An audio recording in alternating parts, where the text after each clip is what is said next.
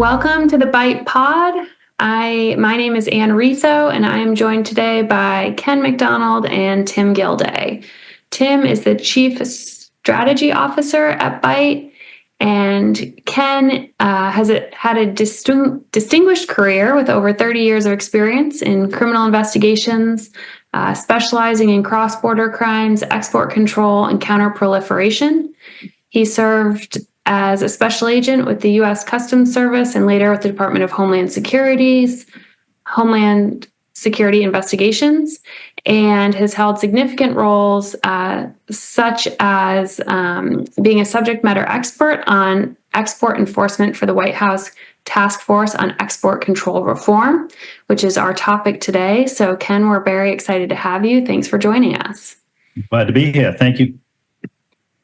So before we move on to that topic, I just wanted to discuss the Bite platform briefly. So Bite is an innovative screening platform designed to streamline compliance and risk management by providing access to comprehensive data sets on high-risk entities, commodities, and trade compliance regulations.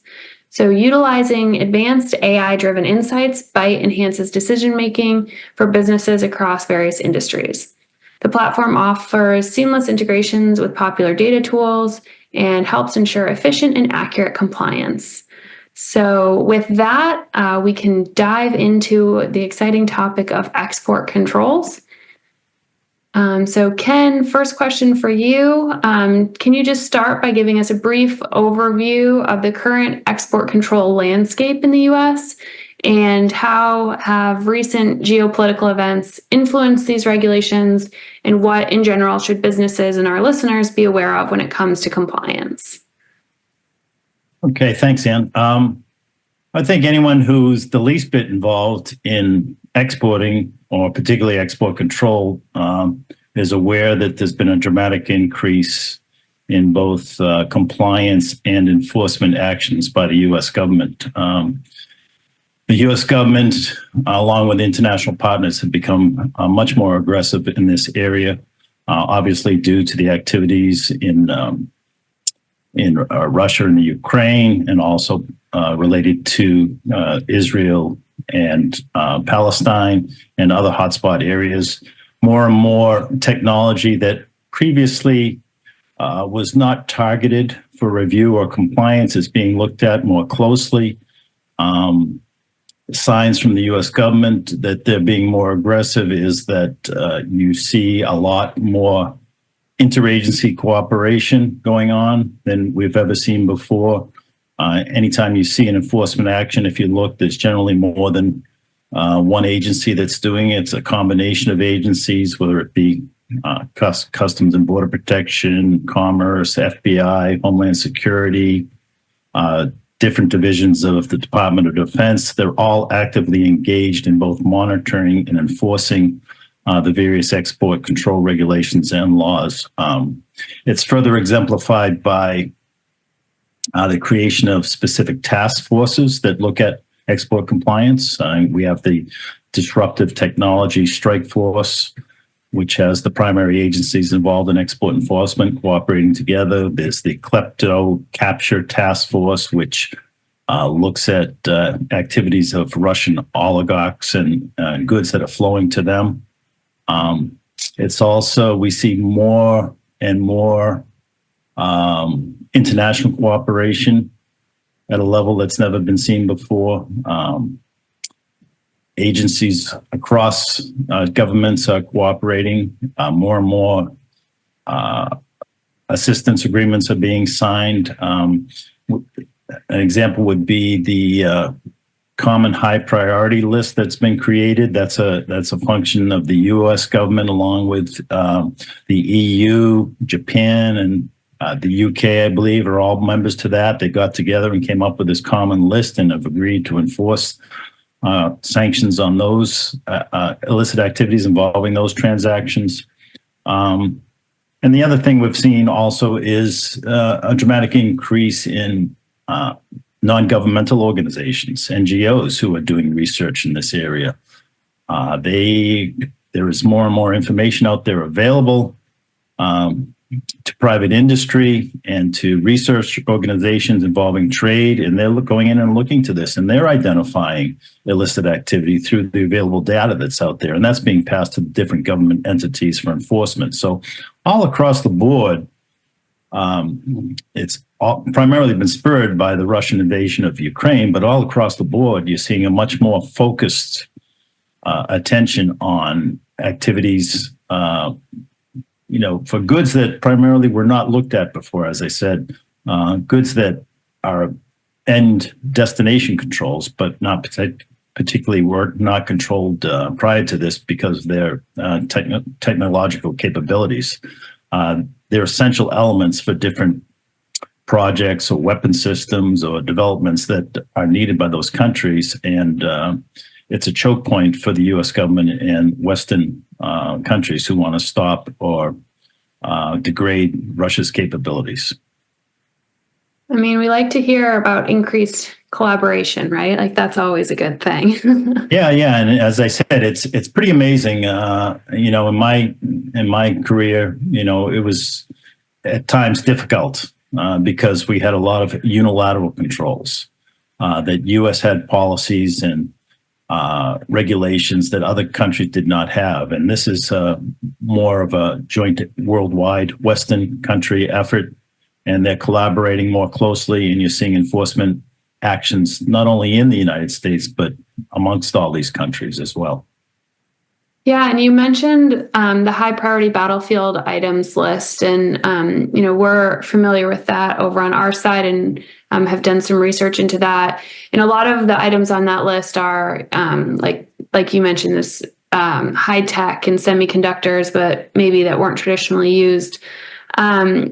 So can you discuss some of the specific challenges that these high-tech or semiconductor industries face, and what steps companies, whether large or small, should take to ensure they're not inadvertently violating export regulations, especially as new ones come out?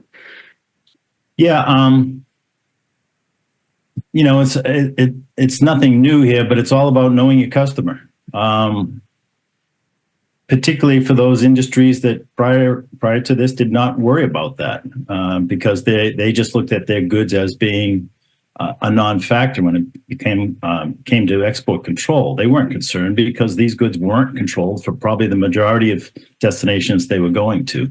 Now that increased use of end destination controls poses an issue for them, and we're seeing more and more cases, both criminal and civil, where companies are being held responsible for their activities of not only their exports, but potentially who they're selling to as well. And, the difficult part for companies is that, once that leaves the United States, they generally don't have control over that commodity. So that's why it is important to know who their customers are. And it's the same issue on the enforcement side. Even if a good is stopped at the time of export, for most of these commodities that we're talking about, semiconductors and electronics, even if it's stopped by CBP and closely examined, it may still appear perfectly legitimate. The violation doesn't occur until it gets to a second or third party and then is transshipped to a location it shouldn't be, whether it be in Russia, someplace in China, North Korea, whatever it happens. But the tools that are being developed out there, such as the Byte platform and other commercially available tools, are what companies need to be able to look at to not only know their customer, but know their customer's customer. It's going to become more and more incumbent upon those companies to know what the ultimate destination is of their product, not just who they're selling it to. Who's it going to ultimately, and what's it going to be used for? And companies are going to have to rely on technology to help them do that. They're going to have to rely on a Byte trade analysis platform, something more than just a screening platform, not just a list of names, but something they can do their own research. If it's a large enough shipment or transaction or a big enough customer that they want to do that. If it's just small items, ones or twos, they should still be very diligent, but not to the same degree if they have long-term relationships and large-scale exports that are occurring.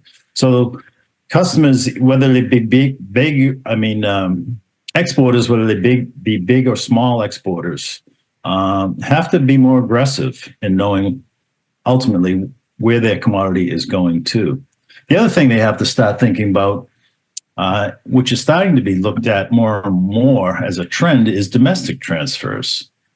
The U.S. government agencies, at least I know, are starting to look at domestic sales, and domestic transfers or transshipments are more and more a common tool being utilized by the quote unquote bad guys to obtain these goods.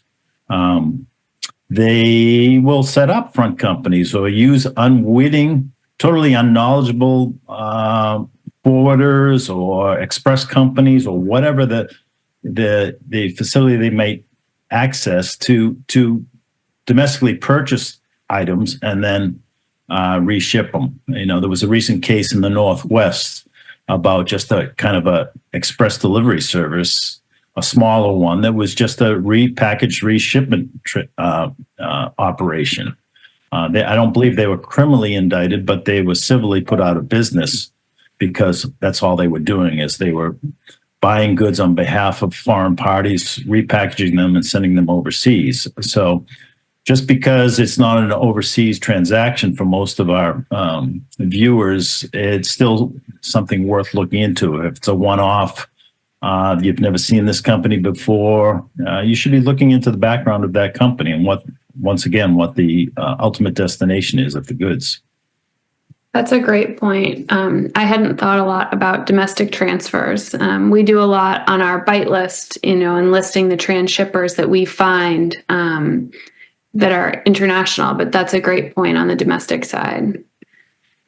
Another new trend I was going to mention is that just recently, Commerce, they have what's called the entity list. That if a company or an individual's on the entity list, then they have to look to that list to see what the specific license requirements are for that person or that commodity as an end user before they ship to those goods. Well, Commerce is now adding addresses to the entity list, not just entities or commodity. Entities to the entity list. They're adding addresses because those countries where we don't want the goods to go have been establishing shell companies throughout the world to get these goods. And then when the shell company becomes identified, their name is added to the entity list. They are just smart enough and mobile enough. They just change the name of the company. But in many instances, they don't change the address. So in the future, you're going to see addresses. I think actually they've added some already, but you're going to see more and more just straight address. You can't ship to this address because it's associated with a known entity who has been known to supply goods to prohibited destination. Wow. And that gets really tricky, right? Just like with, formatting of addresses exactly. And heat numbers and, how detailed are they going to be, looking at addresses? That gets hard. Yeah.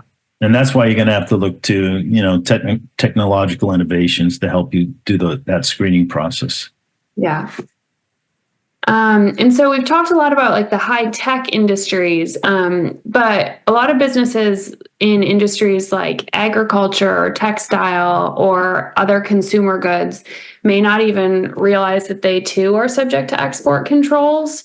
What advice, if it's different or the same, would you give to companies that are in these less apparent sectors to help them understand and comply with export regulations?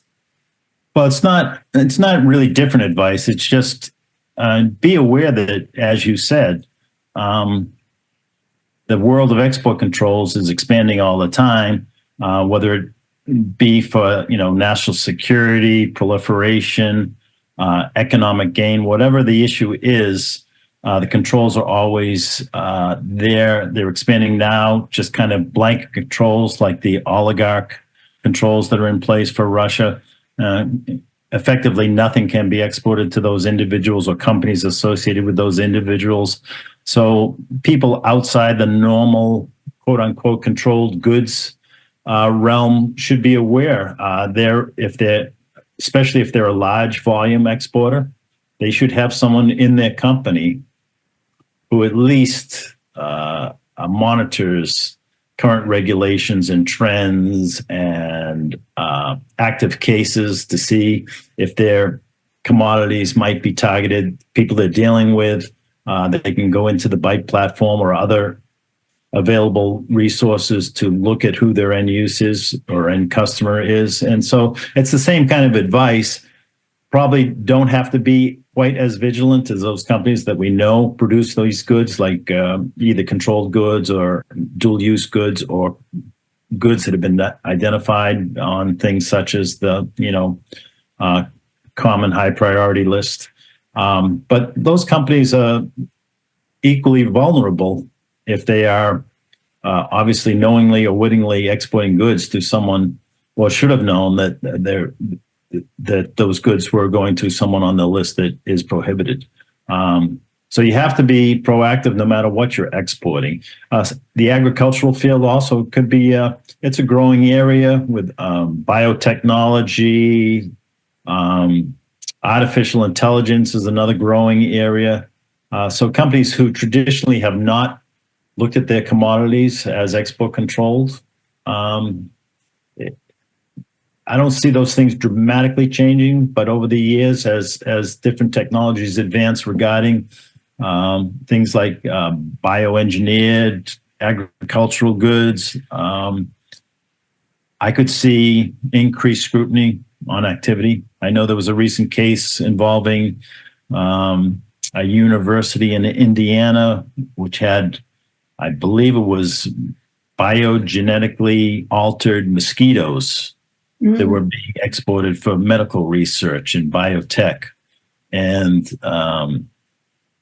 the University of Indiana, I believe it was sanctioned for that. They weren't criminally charged, but there was some sort of agreement and civil penalty assessed related to that investigation. So you got to think outside of the box when it comes to export controls. One of the best things they can do is get a contact in an enforcement agency. Run their customers through the various indexes that are out there. Also, take advantage of the educational resources that the U.S. government provides, particularly the Department of Commerce, who goes out and does a lot of regional training for those involved in the export industry, gives them the background and emerging trends, what they need to be aware of, and what they need to do as regulations change. Yeah, that's super interesting. As someone who didn't come out of the government, and I know both of you did, I think sometimes maybe people don't realize that they can contact someone in one of the agencies and ask these types of questions. So that's on our team. That's why we have Tim helping out and is always available to answer questions for our Byte customers. But I think that's a great point, because I think it's something that probably people often overlook, that there is someone at the other end of the phone if you pick it up and call. Yeah, and also there are export trade groups that provide that training as well. So depending on where you're located in the United States, it can be very active or quasi-active or whatever, but there's generally someone, either non-governmental or governmental. As I said, Commerce is a very good resource for that. Bureau of Industry and Security. Go on their website. They have a list of their training available, and then look at your local or regional export councils or port councils.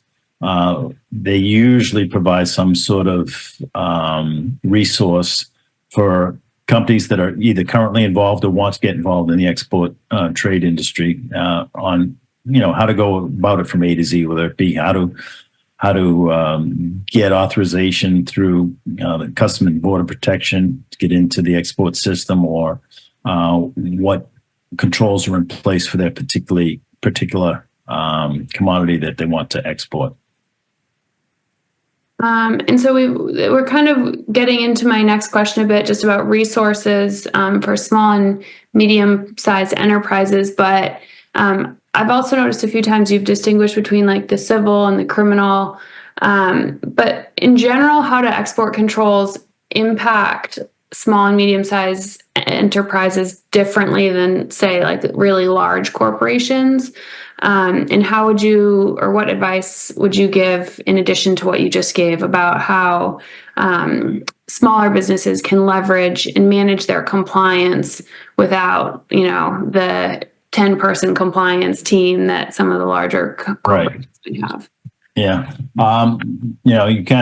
You've kind of lined it up very well. The large corporations, it's a whole division generally now of a company, or at least a major section of a company is compliance. And they develop internal compliance programs. It involves legal people, involves the export people, and it involves the logistics people. They provide extensive training on these things. They're currently active. It's their full-time jobs, and these large companies can afford that.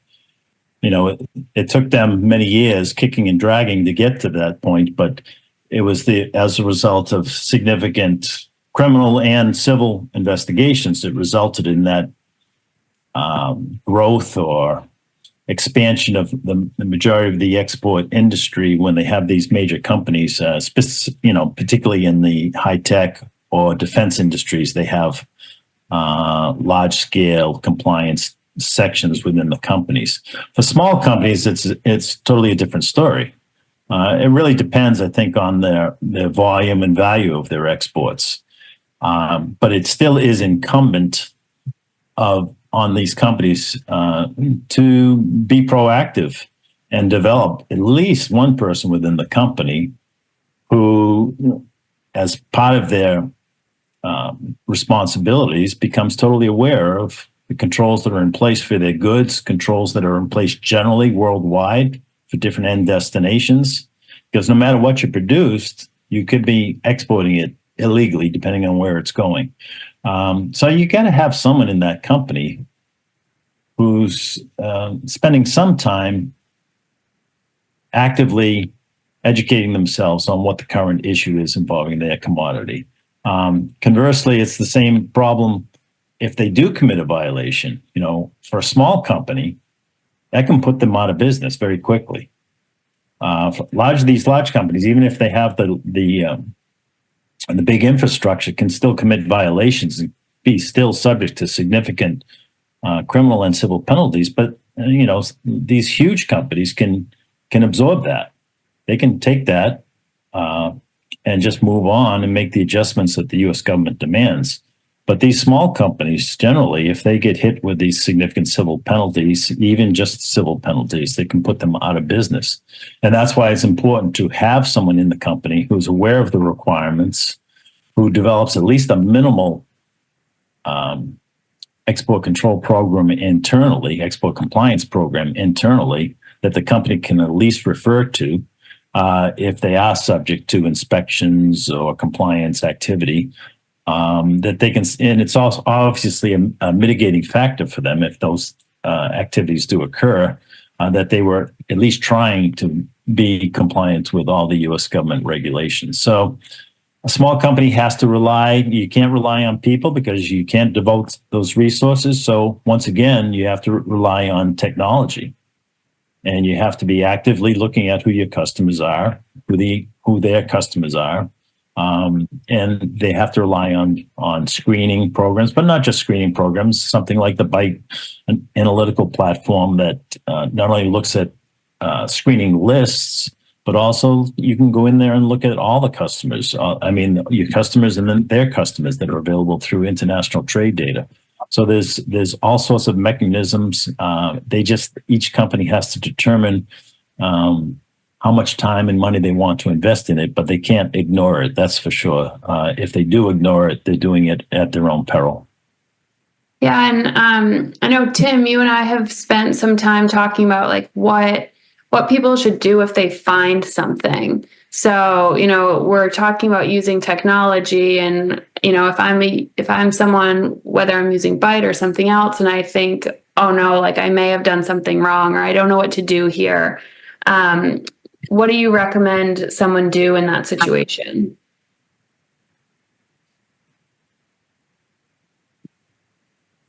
Tim, that one was for you if you're able to hear us.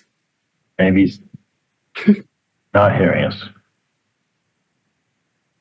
Okay, Ken, do you have an answer for me? Yeah, good. Could you just go over it real quickly again? Yeah, just, if someone, if I'm a small business and I'm that one person you just described, right? And I've identified like, oops, maybe we did something wrong, or, I'm questioning like, should I or shouldn't I do this? What should someone do in that? We're not going to hold you to like the legal advice here, but what do you recommend a small company do in that situation? Yeah, as I said before, there are lots of government resources available for training. Even if you're not taking advantage of that activity, you should at least know what agency might have oversight of your particular commodity or commodity that you're exporting. Lots of agencies out there, and it can be confusing at times. At a minimum, you should identify someone probably at Commerce or Customs and Border Protection or Homeland Security Investigations that you can reach out to. When you get a suspicious inquiry and it's just that, don't ignore it. Reach out to an enforcement agency, one of the ones I listed, and just lay it out to them. Document it in your files as well that you did this. So that it proves past cooperation, that you were willing to go out there. And that does go a long way to mitigating any potential civil penalties that a company might face in the future. So you have to develop at least someone. You don't have to be on a first name basis with them, but at least you should know who to call to bounce something off of. If it's strictly a licensing or technical question, then you go to the agency that might be responsible. It could be Treasury as well. One agency I've not talked about, Office of Foreign Assets Controls. If it's a potential sanction violation of a country we have sanctions against, or a industry we have sanctions against. So it could be Treasury, it could be Commerce, it could be the State Department in the case of militarily controlled goods. And then from the enforcement side, obviously you have Homeland Security, Customs and Border Protection, and Commerce, Office of Export Enforcement. So you have to have someone you can reach out to and talk to.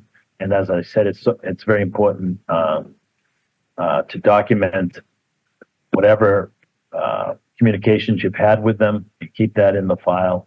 But generally, you're going to get a response one way or another from them saying, yes, we're more interested in this. We'd like to come out to talk to you.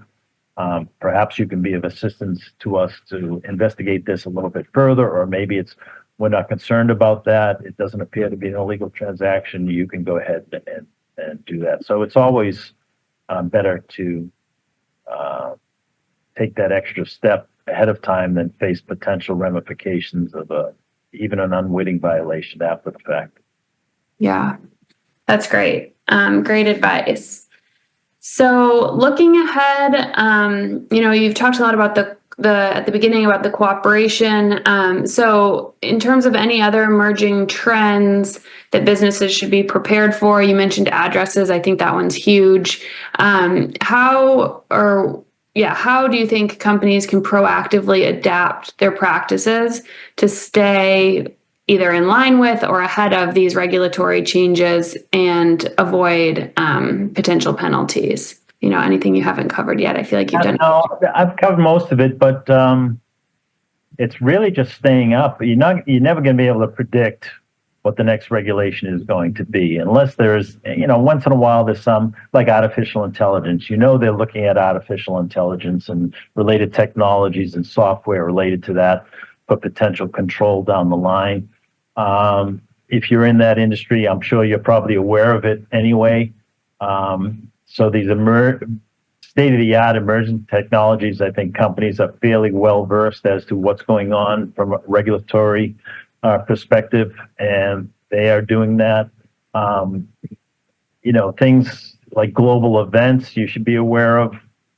Obviously, the semiconductor industry, was taken by storm when all of their electronics were suddenly being sought after by Russia and other countries in support of, drone development or missile or communications development, and all of a sudden their industry or the commodities that they previously shipped kind of, for the most part, without concern, are now being targeted. And you're seeing dozens and dozens of civil and criminal cases targeting that industry right now across the board, not only in the U.S., but throughout the world. So as global events take place, you should be looking at your commodity, what you manufacture or what you export, and seeing how that plays into that global event, and is it potentially going to be affected.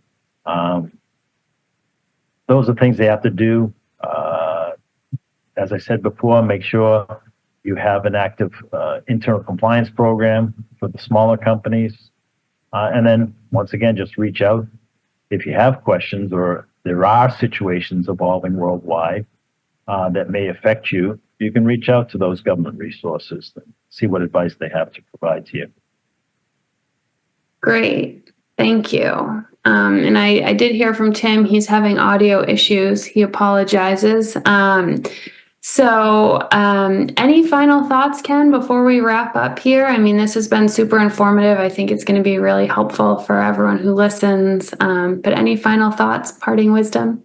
No, just kind of what I opened with. I think, everyone who's involved in this area has seen the uptick in activity. I think industry is, was a little bit slow originally coming on board with their looking more closely at their activity to make sure that it wasn't, especially the electronics and semiconductor industry, they were a little bit slow. They were kind of taken by surprise as well by the rapid change in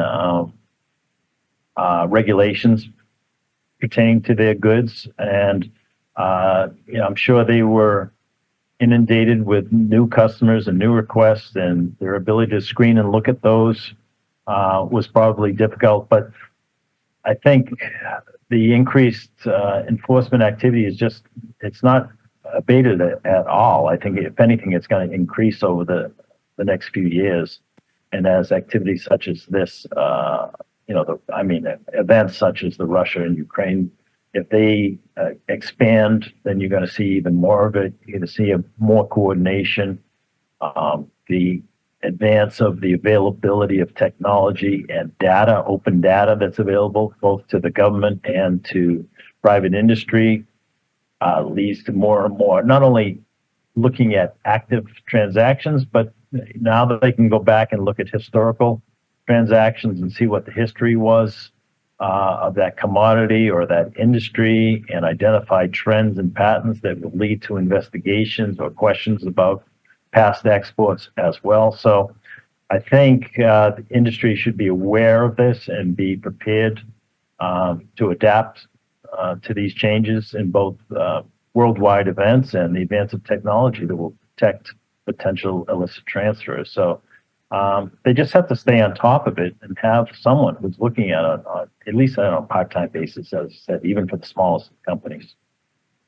Great, thank you. So have someone paying attention, get some technology to help, and keep in touch with the resources available to you. Sounds like, easy, right? No, everyone. Yeah, no problems. And the export regulations are so easy to understand, right? Yeah.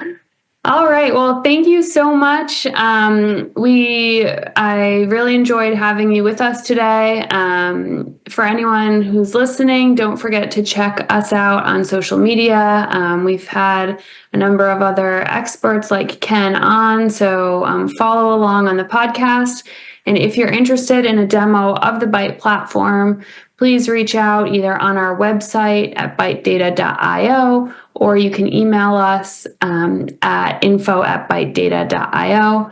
We offer free trials, so head over to our website and check it out there, or feel free to email me directly, and we can get you set up. So Ken, thank you so much for joining us. Hope to have you back again soon, and have a great day. Okay. Thanks, Sam.